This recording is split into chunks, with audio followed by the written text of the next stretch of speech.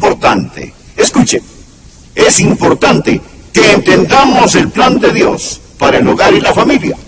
Por favor, no vaya a un sociólogo o a un antropólogo, quienes le harán creer que la familia tuvo su origen en un fando cenagoso primitivo y que la evolución en sí misma es un producto sociológico. No, la familia fue creada por Dios para satisfacer las más profundas espirituales, físicas, emocionales y sociológicas necesidades que todos nosotros tenemos. Le diré por qué la familia es tan importante.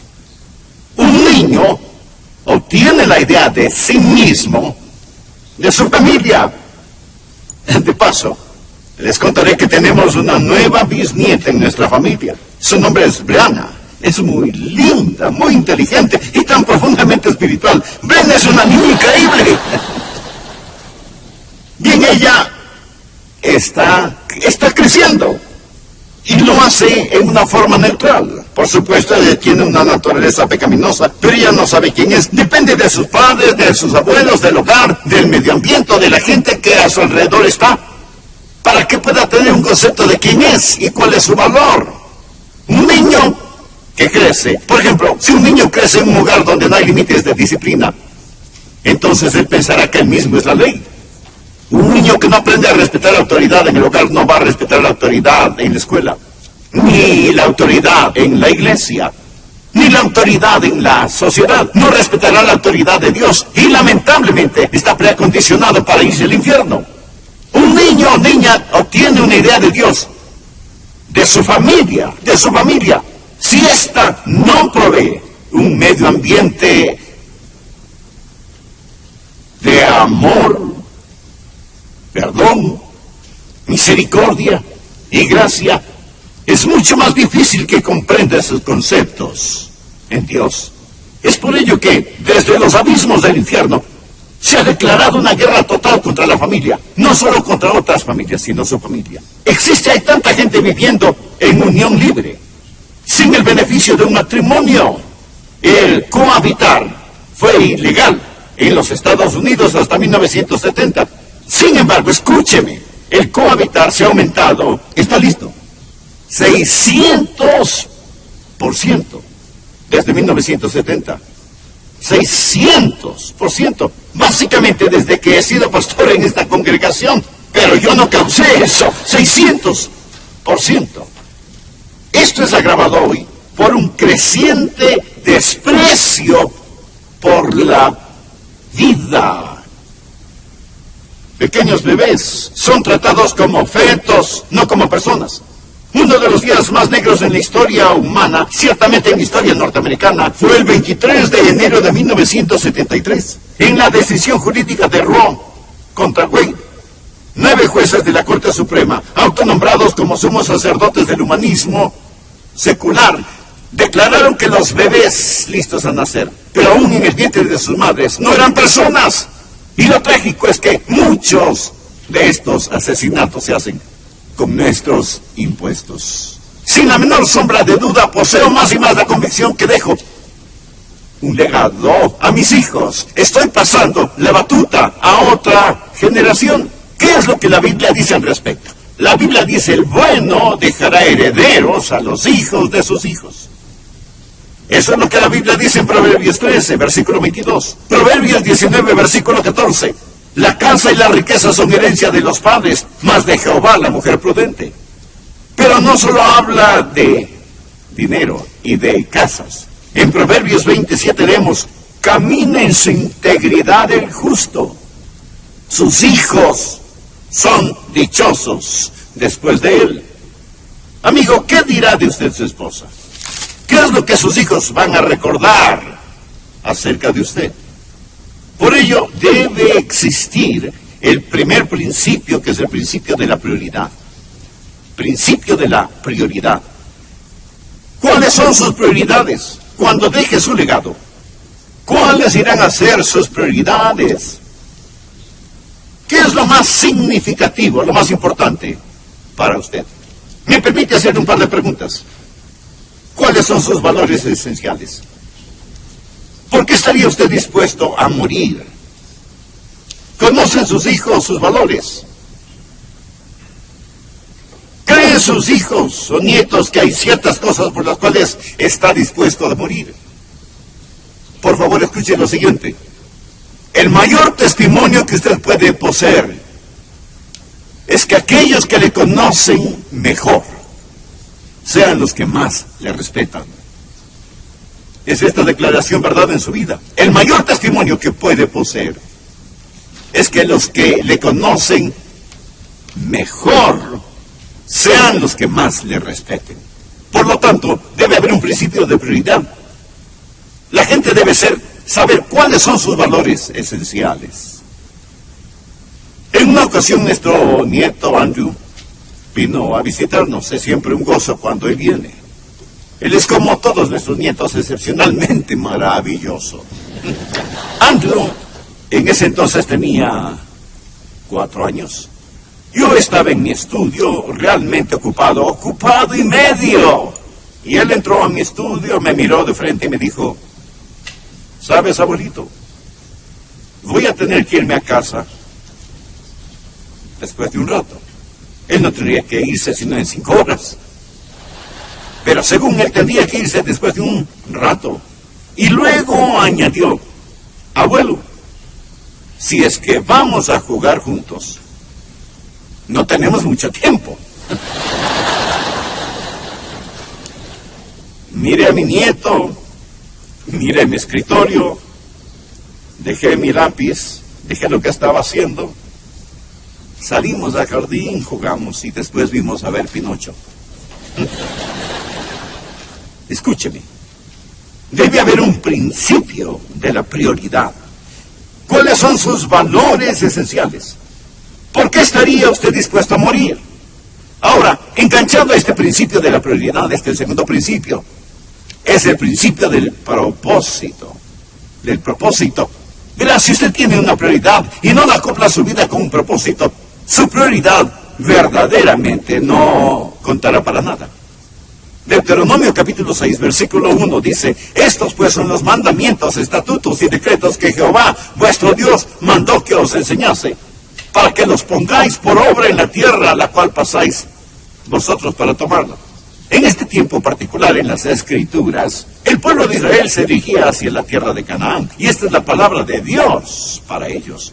Leamos el versículo 2: para que temas a Jehová tu Dios, guardando todos sus estatutos y sus mandamientos que yo te mando, tú, tu hijo y el hijo de tu hijo, todos los días de tu vida, para que tus días sean prolongados.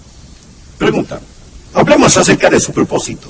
¿Tiene alguna meta en la vida para usted mismo? ¿Tiene algunos deseos para sus hijos?